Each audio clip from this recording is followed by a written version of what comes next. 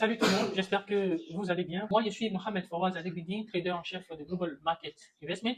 Ce vendredi, comme vous le savez, on va passer en revue, comme je le disais, quelques analyses. Il y a plein d'analyses que nous avions faites dans notre salle de marché. Comme vous le savez, nous avons plus de 5 traders professionnels qui tradent dans notre salle de marché. Donc, cela veut dire qu'il y aura une multitude d'analyses que nous allons faire, mais nous essayons de nous appesantir sur les quelques analyses de la semaine. On se capte. Alors, nous voici sur notre écran, comme je le disais à l'entame, que nous allons passer en revue quelques analyses. On ne peut pas passer en revue toutes les analyses. Au moins, nous allons passer en revue 2 à 3 analyses que nous avions faites dans la semaine. Alors, voici le groupe du mentorat, puisque nos étudiants de la vague 2 ont eu à bénéficier de ces analyses. Bon, ça, c'est une improvisation. Cette analyse, on l'a fait aujourd'hui. Ce n'était pas prévu, vu et ça a répondu.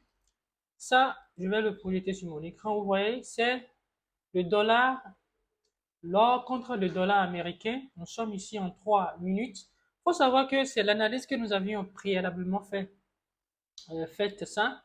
Et fondamentalement, nous avions constaté que les données ou bien les datas économiques qui sont sorties ne sont pas en la faveur du dollar américain. Et si le dollar américain n'est pas visiblement en bonne santé, euh, le gold prendra de la valeur. Et c'est ça d'ailleurs qui nous a motivés à aller sur notre graphique, puisque notre stratégie Smart Money simplifiée, c'est une stratégie qui se base sur le flux d'ordre de la Smart Money techniquement et fondamentalement. Donc, on ne va pas se baser seulement sur la technique, mais le fondamental va nous orienter et la technique nous permettra de mieux nous positionner. Et ce faisant ici, une fois sur notre graphique, aujourd'hui nous sommes le vendredi, les données liées aux chiffres de l'inflation américain étaient sorties hier, jeudi. Donc, aujourd'hui, d'après ces données et les différentes data économiques que nous avions collectées, on a jugé opportun que, bon, il n'y a aucune raison pour nous de chercher à shorter le gold. Et c'est d'ailleurs pour cette raison que nous nous sommes rendus sur notre écran de graphe. Nous avions mis en évidence notre stratégie SMC simplifiée après que le fondamental nous ait donné la direction que prendra le marché. Donc, une fois sur le marché, nous avions constaté que ici, nous avions constaté que ici, nous avons une cassure de structure, nous avons un retracement. Le marché a créé, c'est-à-dire les market makers, ils ont créé de la liquidité de ce niveau jusqu'à ce niveau. Mais en créant cette liquidité, beaucoup de traders ont vu ce niveau étant une zone clé pour eux.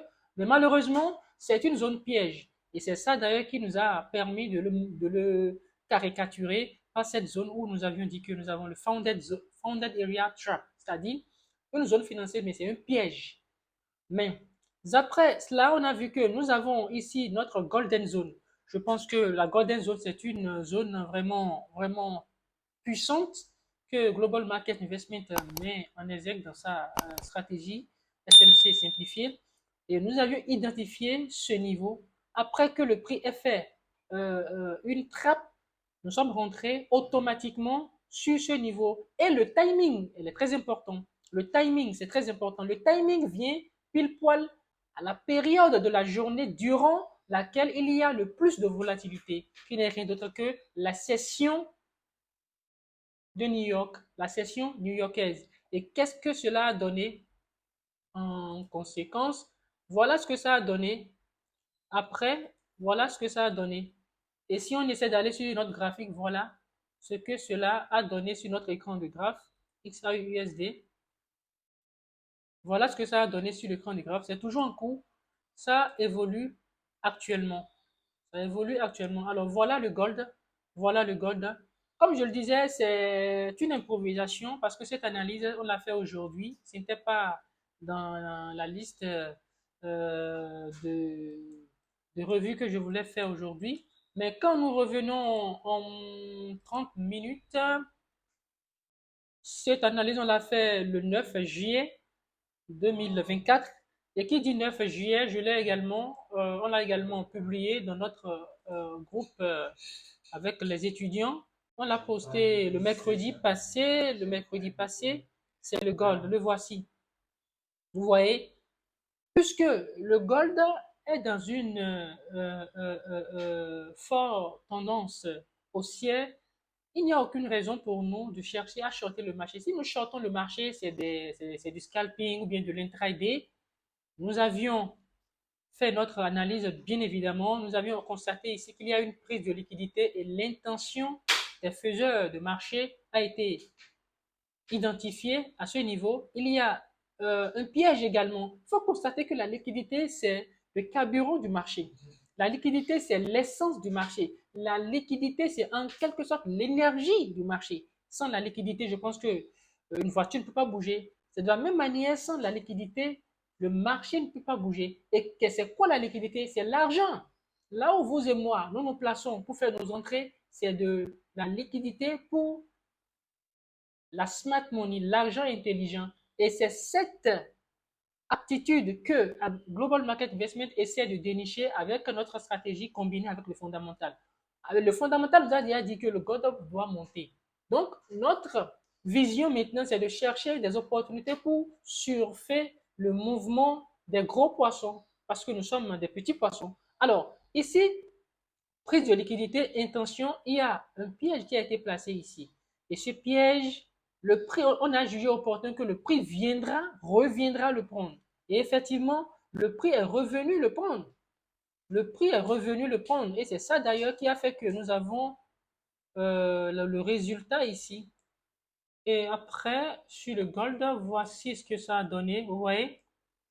Voici ce que le gold a donné. C'était le 9 juillet 2024, comme je disais, on est rentré. Et effectivement, le prix est venu prendre ce piège. Si qui n'est rien d'autre que ce que le commun des mortels appelle inducement. Le prix est venu le prendre. Mais une fois que le prix l'a pris, le prix n'est même pas encore venu toucher notre target final. Mais tellement nous sommes conscients que le prix doit monter parce qu'il n'y a aucune raison pour le gold de chuter. Et regardez ce qui s'est passé ici, c'est l'IPC relatif au dollar américain, le chiffre de l'inflation relatif au dollar américain qui a fait quoi? Qui a propulsé le prix à la hausse, qui a fait que notre objectif a été atteint. Voilà, vous voyez. Donc, voilà la deuxième position que je tenais à mettre en exergue. Également, nous avons une troisième position que nous avions prise dans la semaine. Il y a plein de positions qu'on a, qu'on a, que nous avions prises dans la semaine, mais c'est quelques-uns. Je pense que cette semaine nous a été vraiment bénéfique, puisque l'objectif, c'est de mettre en exergue les traits gagnants et les traits perdants de chaque semaine. Mais cette fois-ci, on a eu vraiment un trade vraiment bahna, un trade qui est vraiment bon. Super, super. Donc, je viens. Voilà encore ce trade. C'était, vous voyez, le 10 juillet. Vous voyez ça ici? C'est le NZDUSD. C'est la même logique. On a vu que le dollar américain n'est pas en bonne santé. Donc, notre vision serait, ou bien sera, de profiter du flux d'ordre de la smart money parce que tout ce que nous faisons sur le marché, nous participons au mouvement des gros poissons. Nous surfons sur leur mouvement. Alors, nous avons vu ici que le prix, il y a une zone, un niveau clé ici où les market makers vont venir chercher. Mais une fois qu'ils sont venus chercher ce niveau, ouais, on a ici break of market structure, change of market character, break of market structure, il y a de la liquidité ici. Il y a de la liquidité ici. Il y a de la liquidité ici. Tout ça, c'est de la liquidité. Et ceci n'est qu'un inducement.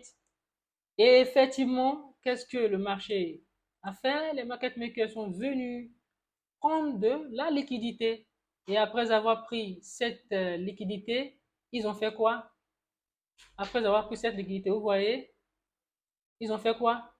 Ils ont commencé par faire propulser le prix vers le haut. Et voici la suite. Le prix a vraiment évolué. Voici la suite.